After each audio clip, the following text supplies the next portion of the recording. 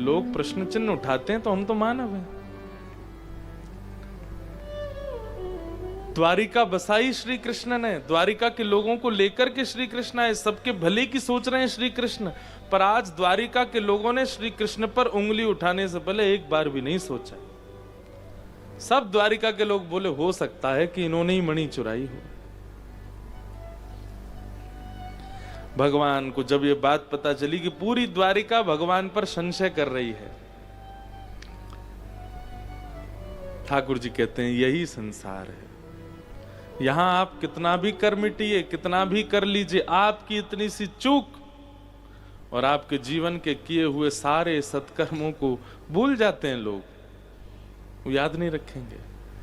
लेकिन आपने एक क्षण में जो गलती की है उसको कह कह करके, याद कर करके आपके अंतिम दिन तक, अंतिम श्वास तक, अरे कहां तक कहें, जब व्यक्ति मर रहा होता है और उसका शमशान पर शव जल रहा होता है, तब भी चार लोग कह रहे हो यार आदमी तो अच्छा था, बढ़िया था, इसने ऐसे किया था वैसे किया, फिर एक निकल के आएगा वो सब छोड़, वो भूल गए तुम, ऐसा भी तो किया था इसने।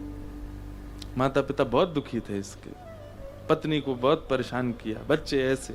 वहां पर भी लोग एक बात जो आपने गलत कर दी जीवन में, उसी को ही बोलेंगे। ठाकुर जी ने क्या किया द्वारिका के लोगों के लिए, ये द्वारिका के लोगों को नहीं समझ आया। लेकिन आज एक झूठी खबर फैल गई कि भाई मणि भगवान ने चुरा ली, तो सबने मोहर लगा दी, हाँ चुराई होगी निश्चित ही।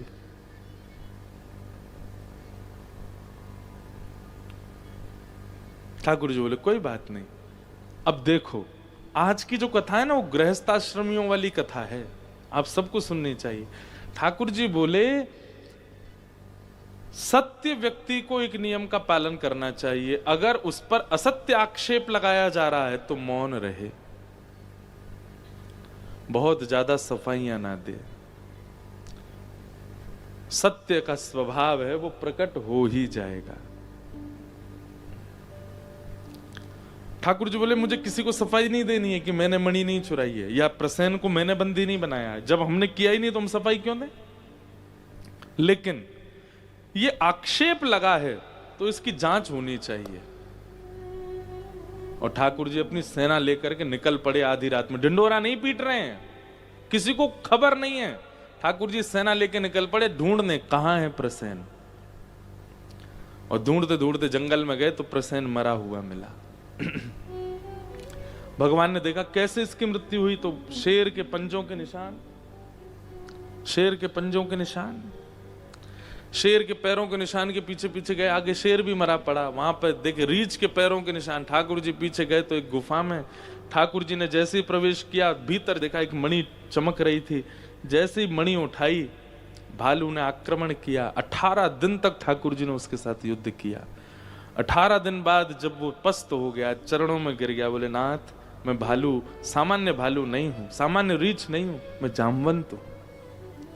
भगवान ने हृदय से लगाया, बोले वाह जामवंत जी, ये मणि हमको दे दीजिए, इसके कारण पूरी द्वारिका में हम पर आक्षेप लगा। और सुनिए आप हमारे साथ चलिए, सबूत भी तो चाहिए सबको बताने के लिए सत्य क्या है।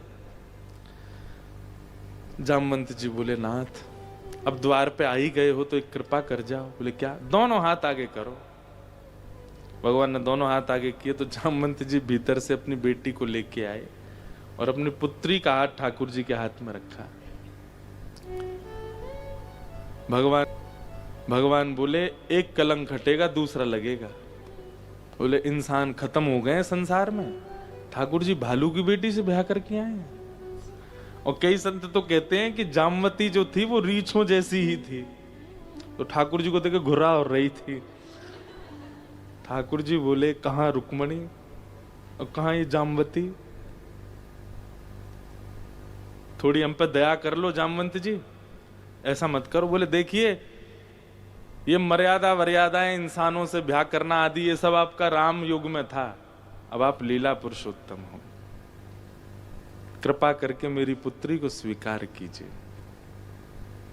और भगवान ने जामवंत जी की पुत्री जामवती को स्वीकार किया। दूसरा विवाह ठाकुर जी का जामवती के साथ हुआ।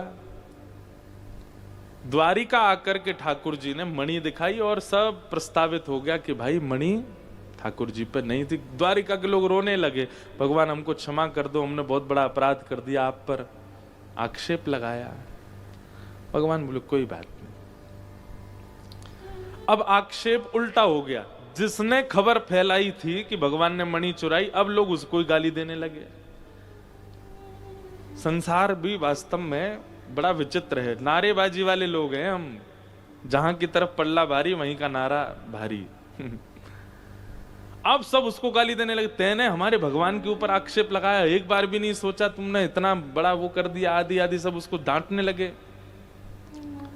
सत्राजित बोला मेरा तो निकलना दुष्कर हो गया, क्या करूं, द्वारिका के लोग मुझे मारने डोल रहे हैं। तब उसने सोचा अगर मेरी बेटी का ब्याह भगवान कृष्ण से हो जाए और ये मेरे संबंधी हो जाएं, तो अब देखो विवाह प्रमुख नहीं है, नाम बचना चाहिए हमारा। जबकि सत्राजित की बेटी जो सत्यभामा थी वो पहले से ही ठाकुर जी से ब्याह करना चाहती थी, तो सत्राजित कहता था तेरा ब्याह अरे गहरे से नहीं करूंगा मैं, तेरा ब्याह तो एक सतधनवा नाम का व्यक्ति था। अब देखो भागवत जी में इतने पात्र हैं, लिखते लिखते डायरियां बढ़ जाती हैं और सब याद और रखने पड़ते हैं। सतधनवा, सतधनवा से सत्यभामा की पहले सगाई हो चुकी थी, शादी होने वाली थी, और उस बीच में पिताजी क्या कह रहे हैं, अब सतधनवा से नहीं, अब तो कृष्ण से ही ब्याह होगा तुम्हारा, क्योंकि मेरा नाम बच जाएगा।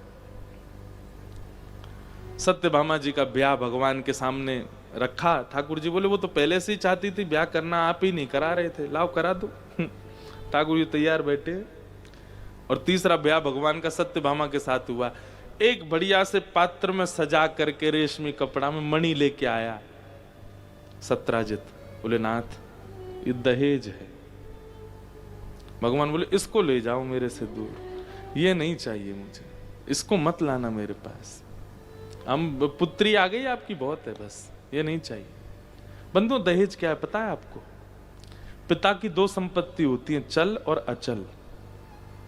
पिता की अचल संपत्ति पर अधिकार होता है पुत्र का, लेकिन अधिकार नहीं होता, पिता चाहे तो अधिकार होता है।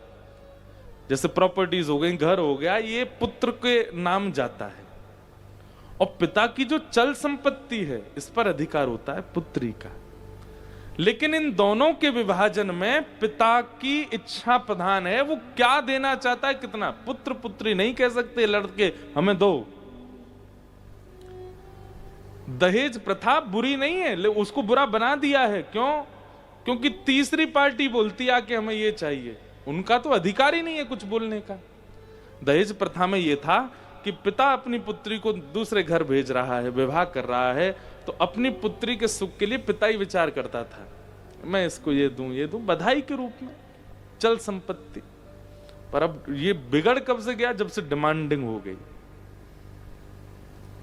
भगवान ने दहेज लेने से मना कर दिया। अब एक नई घटना घट गई। क्या? सतधनवा जिससे सगाई हो गई थी सत्यभामा की, उसको पता चला कि मेरा ब्याह तो टूट गया, मेरी मंगेतर से तो ब्याह कर लिया कृष्ण ने।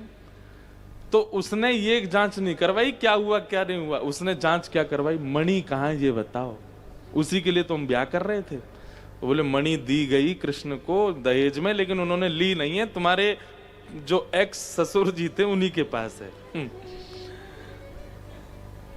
तो सतधनवा ने रात में मुंह पर कपड़ा वपड़ा बांध करके तलवार वलवार लेके छुप छुपा के चोरों के भांति अपने पूर्व ससुराल पहुंचा और सोते हुए सत्राजित का वध कर दिया, और वध करके मणि चुरा के वहां से भाग गया। अगले दिन प्रातःकाल का समय भगवान स्वधर्मा सभा में बैठे थे, तभी देखा कि नई अभी ब्याह हुआ है, सत्यभामा रोती हुई आई। ठाकुर जी बोले क्या हो गया? बोले पिताजी को मार दिया सतधन ने। तो ऐसा वर्णन करते हैं ठाकुर जी, इतना रोए इतना रोए इतना रोए, मेरे ससुर जी मुझसे बहुत प्यार करते थे, चले गए बेचारे। इतना रोए कि सत्यभामा के मन में आया, मुझे पता है आप बहुत प्रेम करते हो मेरे पिता। हाँ देवी, मैं क्या बताऊं, मुझे वसुदेव जी से भी ज्यादा प्रिय थे वो। ठाकुर जी तो चाह रहे थे कि इसकी नजर में हम बढ़िया बने रहें। अच्छा, भगवान अपनी पत्नियों में केवल एक से डरते हैं, सत्यभामा से। बहुत प्रसंग ऐसे आए हैं, उससे बहुत डरते हैं ठाकुर जी। तो भगवान तो इसलिए रो रहे थे कि बेचारी को लगे कि मैं बहुत प्रेम करता हूं, लेकिन सत्यभामा बड़ी चतुर, बोली आप रोइए मत, मेरे और आपके आंख के आंसू तभी पूछेंगे, मेरे पिता की मृत्यु का बदला आप ही लोगे, जाओ जाओ। और जिसने मेरे पिता को मारा उसको मार के आइए और मणि लेके आइए, अब उस मणि पर अधिकार मेरा और आपका। आप, मैं प्रथम पुत्री, आप प्रथम पुत्र हैं मेरे पिता के। भगवान बोले ये मणि कब जाएगी मेरे जीवन से? ये जब से मणि आई है, ठाकुर जी आज बहुत एग्जॉशन में आ गए अपनी। अब सतधनवा को अक्रूर जी महाराज, जो भगवान को ब्रज से लेके आए थे, अक्रूर जी सतधनवा के मित्र थे। सतधनवा ने किसी को नहीं बताया, उन्हीं को बताया। बोले मैंने अपने पुराने ससुर जी को मार दिया और मणि चुरा लाया हूं। बोले सुन, तू जानता है तेरे ससुर जी नहीं, उनका दामाद कौन है? कृष्ण। वो तुझे जीवित नहीं छोड़ेंगे। बोले क्या करूं? बोले काम कर, तू मणि मुझे दे दे और तू भाग जा। अगर तू पकड़ा भी गया, मणि तेरे पास नहीं मिली, तो कम से कम जीवित तो रहेगा। वो मणि दे दी अक्रूर जी को, वो भागा। भगवान ने उसका पता कराया, पता करके उसको ढूंढा, ढूंढ करके जैसे ही उसका जांच करी, नहीं मिली, तो ठाकुर जी को तो क्रोध था, मार दिया उसको। लेकिन मणि नहीं मिली। सब जगह उसका घर आदि सब छान लिया, कहीं मणि नहीं मिली। ठाकुर जी खाली हाथ लौट करके आ गए द्वारिका। द्वारिका जैसी आए तो द्वार पे ही खड़ी थी सत्यभामा। आपने मारा मेरे पिता के हत्यारे को? भगवान बोले हाँ हमने मार दिया, प्रजा ने सबूत दे दिया, हाँ मार के आए हैं। अच्छा लाइए मणि दे दीजिए, मैं रख दूं उसको तिजोरी में। ठाकुर जी बोले वही बात थी देवी, बताना चाह रहा था, मणि नहीं मिली उसके पास। तो कहां गई मणि? बोले पता नहीं, मैंने तो बहुत सब उसके जो भी ठिकाने थे सब जगह देख लिया, मणि नहीं थी उसके पास। सत्यभामा के नेत्र बंद हो गए, और नेत्र बंद करके सत्यभामा भी मन में सोचने लगी, मणि पर नजर तो इनकी पहले से थी, हो सकता है इन्होंने कहीं छुपा ली हो ताकि मैं ना अपना अधिकार मांगूं। और कहीं रुक्मणी आदि भी तो है ना पटरानियां, सबकी भरपाई करनी है इनको। ये बहुत चतुर हैं। ऐसा ऐसा ठाकुर जी के लिए सोचने लगी। ठाकुर जी तो अंतर्यामी हैं। भगवान बोले भैया संसार के लोग सावधान हो जाओ, सगी पत्नी भी आप पर संशय कर सकती है, ये संसार का नियम है। और 1 वर्ष तक सत्यभामा ने भगवान से बात नहीं की। ठाकुर जी जाते थे सत्यभामा के पास तो बस बैठती उठती, कुछ चर्चा नहीं करती। उसके मन में था कि इन्होंने मणि रख ली है। लेकिन ठाकुर जी भी बड़े चिंतित थे, अब क्या करें, नहीं संभल रहा, अब कहां तक हम सबूत देते रहे कि हमने नहीं किया कुछ भी। एक दिन की बात, एक ब्राह्मण आया द्वारिका, उसकी 5 उंगलियों में सोने की अंगूठी, जे मोटे मोटे महाराज कड़ूला, कमर में करदनी, सोने का ही जनेऊ और गले में मालाएं पहन करके खूब सारा स्वर्ण लटकाए ब्राह्मण आया। ठाकुर जी तो ब्राह्मणों का सत्कार करते। भगवान बोला आइए आइए आइए, वाह वाह वाह भैया, इतना सोना पहन, ब्राह्मण इतना सोना पहन के घूमता नहीं है, आप घूम रहे हैं। कौन दानदाता है? अरे महाराज आपके काका जी अक्रूर जी, वे रोज ब्राह्मण भोज कराते हैं और सोने की थाली, सोने की कटोरी, सोने के चम्मच, सोने के गिलास, उसी में प्रसाद पवाते हैं और फिर कहते हैं दक्षिणा में थाली वाली सब ले जाओ साथ में। और महाराज हर दिन नए नए ब्राह्मणों को कराते हैं। बोले अक्रूर जी का कौन सा व्यापार चालू हुआ, इतना धन? ठाकुर जी ने पत्र लिखा, प्रिय काका अक्रूर, हमें पता है सिमंतक मणि की कृपा बहुत हो रही है आप पर, लेकिन हमको मणि वापस नहीं चाहिए, क्योंकि उस मणि का आप दुरुपयोग नहीं कर रहे हो। असहाय बालिकाओं के ब्याह कर रहे हो, ब्राह्मणों का सम्मान कर रहे हो, गौशालाओं में सेवा कर रहे हो, बालकों की शिक्षा दीक्षा की तैयार, धन का सदुपयोग कर रहे थे अक्रूर जी। हम बस इतना चाहते हैं आप मणि लेके द्वारिका आके एक बार सबको बता दीजिए कि मणि आपके पास है। तब अक्रूर जी आए भगवान ने पूरी सभा बैठा रखी थी, सारी पत्नियां बैठी थी भगवान की, अभी तक तीन ब्याह हो गए ठाकुर जी के। वो सबके सामने अक्रूर जी ने मणि दिखा करके पूरा विवरण दिया। अब सत्यभामा को खेद हुआ, ठाकुर जी से बोली मुझे क्षमा कर दो। भगवान बोले कोई दिक्कत नहीं, ये संसार का नियम है, यहां अत्यंत घनिष्ठ व्यक्ति भी कभी कभी आपको कुदृष्टि से देखेगा। इसलिए भैया बिन गोपाल को नहीं अपनो, किसको अपना मान रहे हो आप? एक गलती जानबूझ के मत करिए, बस ऐसी देखने के लिए संग वाले का रिएक्शन क्या करके देख लीजिए, आपको पता चल जाएगा कितने आपके अपने। पर आप चाहे करोड़पति बन जाओ, चाहे रोड पर आ जाओ, आपके सेवा के ठाकुर जी आपसे कभी दूर नहीं होंगे, वो हमेशा आपके संग रहेंगे। आपके हृदय के ठाकुर जी वो आपसे कभी दूर नहीं होंगे। आप चाहे कितने भी प्रसिद्ध हो जाओ, चाहे कितने भी आप विचित्र हो जाओ, आपके ठाकुर जी अगर एक बार आपको पकड़ेंगे वो कभी नहीं छोड़ सकते। वही हमारे